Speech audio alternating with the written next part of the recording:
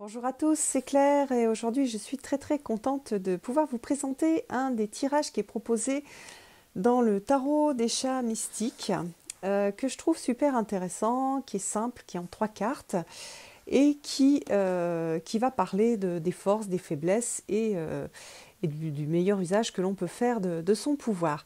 Alors, il s'appelle le bouclier de Sekhmet. Vous voyez que la présentation est super jolie. Un Sekhmet, c'est une divinité égyptienne, une déesse lionne, comme on la voit ici. Le nom signifie celle qui a du pouvoir. Alors, on l'a invoquée en temps de guerre afin d'assurer la victoire et on l'a célébrée en temps de paix pour ses pouvoirs de guérison et de réconciliation. Donc là, c'est un tirage en 3 cartes, comme j'ai dit tout à l'heure, basé sur un bouclier d'or, une égide, donc qui a été une antiquité qui a été reproduite ici, qui est super jolie, je trouve, j'aime beaucoup le dessin. Et donc, on nous conseille d'utiliser ce tirage quand on a besoin de se connecter à la source de son pouvoir personnel. Alors, la première carte, c'est ce qui me rend faible, puisque j'ai fait le tirage pour moi. La seconde, c'est ce qui me rend forte. Et la troisième, c'est le meilleur usage que je peux faire de ce pouvoir. Alors, ce qui me rend faible, c'est l'arcane majeur 12. Alors il s'appelle le chat flottant, mais en fait c'est la carte du pendu. Alors dans cette carte du pendu, de façon traditionnelle, on a une idée de détachement. Voilà, on le voit souvent donc pendu par les pieds et très souvent il y a des pièces d'or qui sortent de ses poches. Donc on a une idée de détachement. Et puis dans le petit livre, dans ce livre-là, on a la petite phrase qui dit « Optez pour la légèreté et ouvrez-vous aux possibilités infinies que la vie a à vous offrir ». Donc là, comme c'est ce qui me rend faible, c'est une difficulté à faire ça, une difficulté à être légère, à m'ouvrir aux possibilités infinies que la vie a à m'offrir, et une difficulté aussi à me détacher.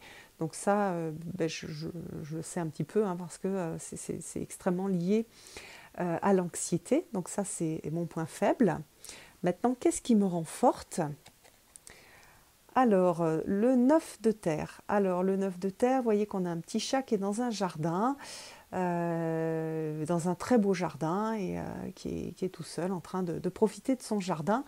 Le 9 de terre, de façon traditionnelle, on a cette idée de bonheur mérité, en fait, qu'on a mérité, et une idée un petit peu aussi de solitude, c'est-à-dire on a accédé à ce 9, en fait, à cette réalisation dans la solitude. D'ailleurs, le 9, hein, dans les majeurs, c'est l'ermite.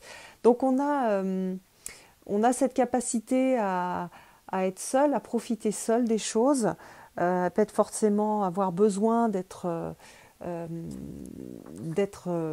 tout le temps avec les autres, à plutôt être dans des moments de qualité que dans beaucoup de moments de relations.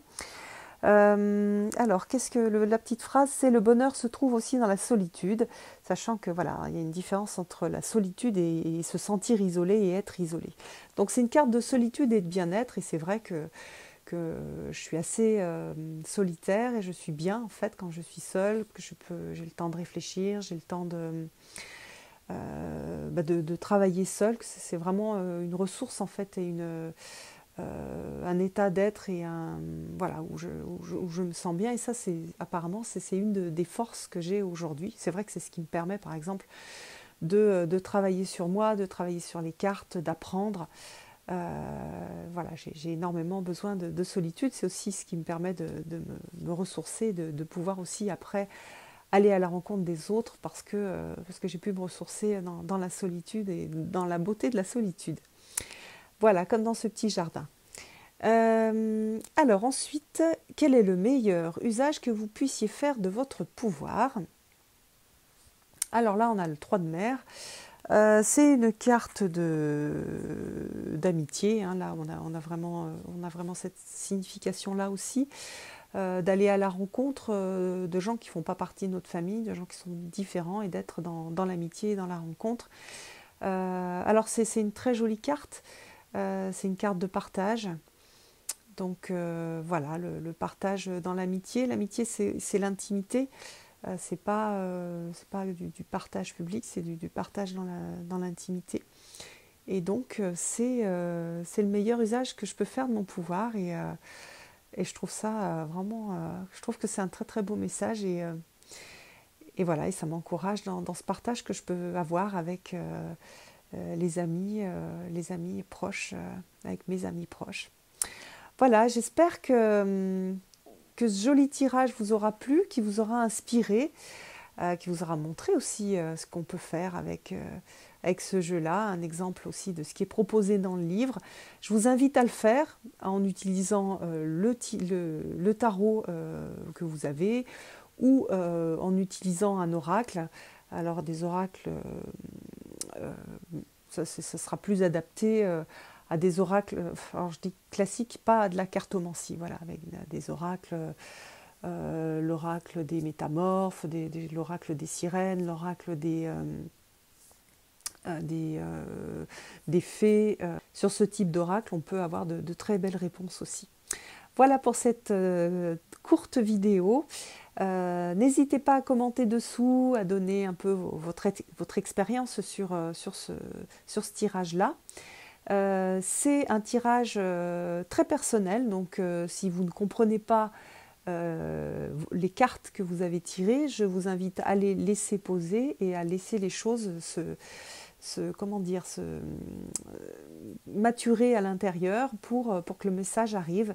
C'est vraiment le type de tirage qui est intéressant à faire pour soi-même et seul, c'est-à-dire sans qu'il y ait, sans que ce soit quelqu'un qui vous l'interprète, mais plutôt que ce soit vous qui trouviez à l'intérieur de vous la signification des cartes. Voilà, je vous invite à aussi utiliser ce tirage comme réflexion personnelle et comme travail personnel.